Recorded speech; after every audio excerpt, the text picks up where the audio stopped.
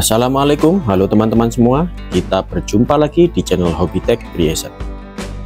Pada kesempatan kali ini teman-teman, saya mau mereview baterai rakitan saya yang sudah sekian lama saya gunakan. Apa saja keunggulan, kelemahan, atau spesifikasi dan lain sebagainya dari pemakaian baterai rakitan saya ini. Oke, agar tidak berlama-lama, tetap ikuti video saya ini sampai tuntas agar teman-teman semua tidak ketinggalan informasinya.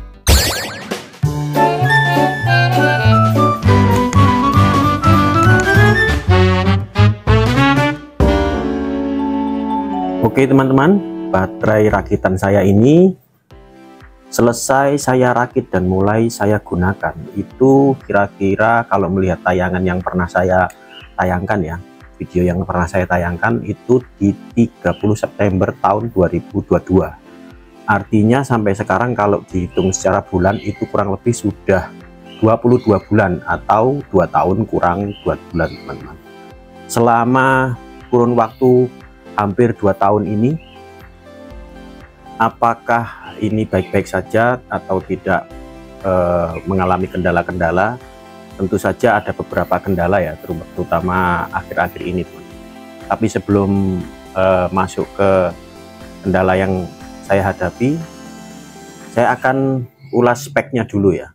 Jadi saya rakit baterai saya ini dengan model 2 buah unit gitu ya. Saya pisah menjadi 2 buah unit, yang satu unit dengan menggunakan BMS, sementara unit yang lainnya tanpa menggunakan BMS. Jadi BMS-nya hanya ada satu, yang antara satu unit dan unit yang lainnya dihubungkan dengan kabel data, dan tentu saja dihubungkan juga dengan kabel powernya. Nah, untuk lebih jelasnya teman-teman bisa mengikuti ulasan-ulasan spesifikasi baterai saya yang pernah saya tayangkan waktu itu.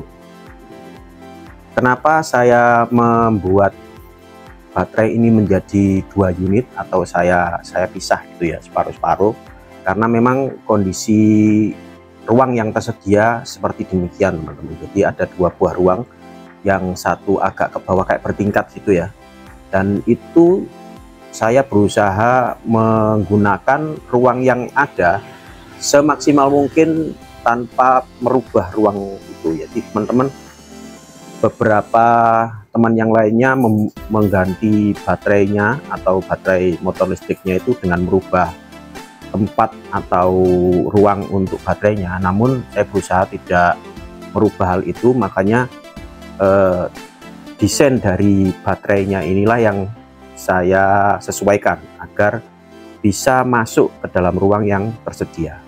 Nah, selama kurang lebih kurun waktu hampir 2 tahun ini, secara menyeluruh atau secara global, secara garis besar tidak banyak kendala yang saya alami. Jadi ya lancar-lancar saja sampai pada tahun ini juga. Pada tahun ini di awal tahun kemarin itu mulai ada kendala.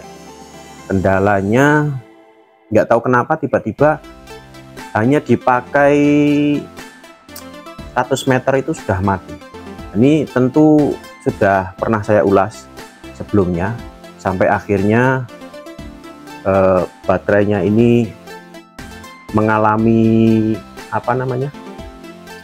drop ya, salah satu selnya itu sampai drop. Itu juga sudah pernah saya ulas sebelumnya. Nah, yang terakhir baterai saya ini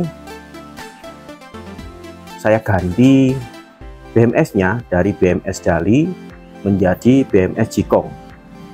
Kenapa demikian? Karena dengan menggunakan BMS Jikong atau yang biasa dikenal sebagai BMS JK, ini BMS ini termasuk smart BMS, di mana BMS ini bisa terhubung dengan aplikasi melalui Bluetooth, yang dengan aplikasi tersebut kita bisa memantau kondisi persel dari kondisi baterai dari masing-masing selnya ya. Jadi kondisi perselnya itu seperti apa kita bisa pantau di sana. Itu untuk paling tidak untuk antisipasi jika ada suatu kendala tertentu, kita bisa analisa dari masing-masing sel dari masing-masing baterai atau selnya tersebut.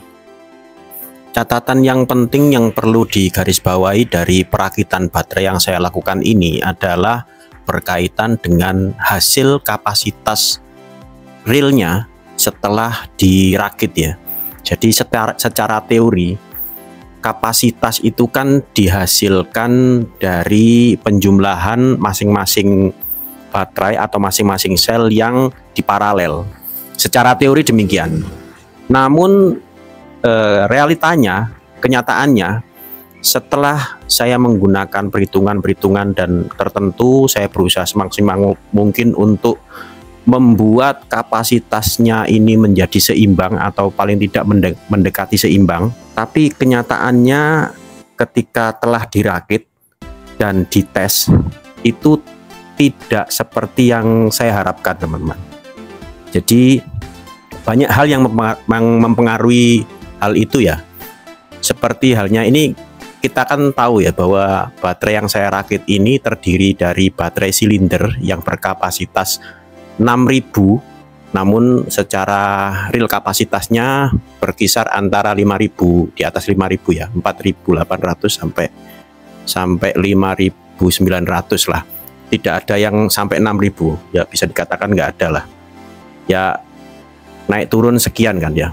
Nah ini di paralel kemudian di seri yang sambungannya itu dengan menggunakan baut yang sudah ada pada baterainya ya. Nah ini yang saya alami, teman-teman. Penyambungan menggunakan baut ini kayaknya kurang bagus ya. Jadi entah kenapa pada saat finishing saya masing-masing itu sudah saya cek per selnya, itu saya yakin betul bahwa setiap baterainya itu telah rapet ya, telah rapet, terus baut-baut maupun skrup-skrupnya juga sudah rapet. Namun kenyataannya setelah beberapa lama digunakan itu ada saja yang kendor. Itulah yang mempengaruhi kapasitas baterainya bisa menjadi menurun ya, tidak seperti yang kita harapkan. Jadi kalau menurut saya, bagi teman-teman yang mau merakit baterai, sebaiknya jangan gunakan baterai yang mempunyai banyak terlalu banyak memparalel baterai gitu istilahnya ya. Jangan terlalu banyak memparalel baterai, karena sepertinya itu tidak maksimal atau tidak real hasilnya. Jadi ini juga analisa sementara ya. Jadi saya juga perlu mencoba atau membuat atau melakukan percobaan, melakukan tes. Saya akan di lain video saya akan coba untuk mengetes baterai per sel, masing-masing sel, kemudian membandingkan dengan antara baterai yang sudah diparalel dengan perhitungannya gitu. Jadi misalkan ada 3 buah baterai masing-masing 3000, harusnya kalau diparalel kan jadi 9000 ya. Apa benar ketika diparalel itu hasilnya 9000? Ini juga perlu pembuktian. Di lain waktu atau di lain video mungkin saya akan membuat video tentang hal itu, teman-teman. Jadi dari desain awal yang saya berharap ini saya bisa mendapatkan kapasitas baterai sebesar 30 Ah. Namun karena kenyataannya ini adalah baterai bekas yang akhirnya saya tes satu persatu, secara teori saya harusnya bisa mendapatkan kapasitas baterai sebesar 24,2 Ah. Namun setelah saya tes terakhir itu saya hanya bisa mendapatkan 17,8 Ah. Jadi ini kan ada sesuatu yang tidak sinkron ya antara teori dengan kenyataannya. Namun hal ini juga nanti saya akan coba tes mungkin di lain video. Catatan penting yang kedua berkaitan dengan balancing, teman-teman. Jadi balancing ini juga akan bisa mempengaruhi kapasitas baterai yang akan dihasilkan dari baterai yang akan kita rakit atau baterai rakitan kita. Di balancing ini sangat penting, meskipun secara kapasitas kita sudah berusaha semaksimal mungkin untuk membuat kapasitasnya itu sama, namun jika ada salah satu saja sel yang tidak balance atau tidak pengisiannya kurang ya istilahnya ya, sebenarnya secara kapasitas itu sudah sama, tapi karena ada salah satu saja yang pengisiannya kurang sehingga tidak balance, itu juga akan bisa mempengaruhi kapasitas dari baterai yang kita hasilkan. Salah satu tanda atau ciri dari baterai kita yang tidak full itu seperti ini teman-teman.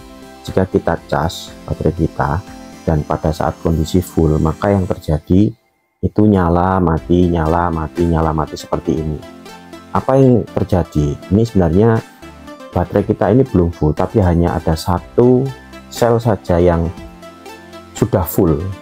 Jadi ketika sudah full dia mati, kemudian BMS akan membalancing, mengurangi kapasitasnya, kemudian nyala kembali, dan ini akan terjadi berulang-ulang. Ini salah satu tanda dari baterai kita tidak balance ya teman-teman. Nah, dari penjelasan atas pengalaman perakitan baterai yang saya lakukan ini teman-teman, kesimpulan saya, dan ini merupakan saran juga bagi teman-teman yang mau merakit baterai. Yang pertama, usahakan jangan terlalu banyak memparalel baterai. Jadi misalkan jika teman-teman ingin merakit baterai dengan kapasitas 50 Ah, maka cari aja langsung baterai dengan kapasitas parselnya itu 50 Ah. Jadi tanpa melakukan penyambungan paralel, langsung saja di seri berapa kebutuhan tegangannya. Sebab memparalel itu juga risiko ya, risiko seperti yang sudah saya ulas sebelumnya. Apakah itu kapasitas nanti menjadi real ketika di paralel, ini juga masih perlu tanda tanya. Tapi kalau parselnya itu sudah jelas 50 Ah, maka ini kita tinggal menyambung seri saja. Itu yang pertama. Yang kedua, terkait balancing teman-teman. Ternyata balancing ini sangat penting. Jika kita sudah mendapatkan kapasitas yang rata sama, namun ada salah satu sel yang tidak balance, maka ini juga mempengaruhi kapasitas yang akan dihasilkan nantinya. Jadi seharusnya kapasitas itu misalkan 50 Ah, bisa jadi karena tidak balance itu maka kurang dari 50 Ah seperti yang kita harapkan. Nah, maka balancing ini secara berkala perlu kita lakukan. Tandanya kalau baterai kita perlu dibalancing itu seperti yang saya ungkap di beberapa menit yang lalu ya. Jadi kalau kita pada saat kita cas sudah full, kemudian sudah mati, lampu indikatornya hijau, ngecas lagi, kemudian full lagi, kemudian ngecas lagi, berulang-ulang seperti itu, maka itu tak salah satu tandanya bahwa baterai kita sudah saatnya perlu dibalancing. Sementara itu dulu teman-teman, video atau review singkat dari saya ini dari baterai yang sudah saya rakit ini. Jika kalian suka dengan video saya ini, silahkan klik tombol like, komen, dan share. Dan bagi teman-teman semua yang baru saja menemukan channel saya, silahkan klik tombol subscribe dan jangan lupa untuk menyalakan tombol lonceng. Semoga video saya ini bermanfaat. Sekian dulu dari saya dari channel Hobby Tech Creation. Wassalamualaikum, sampai jumpa, terima kasih.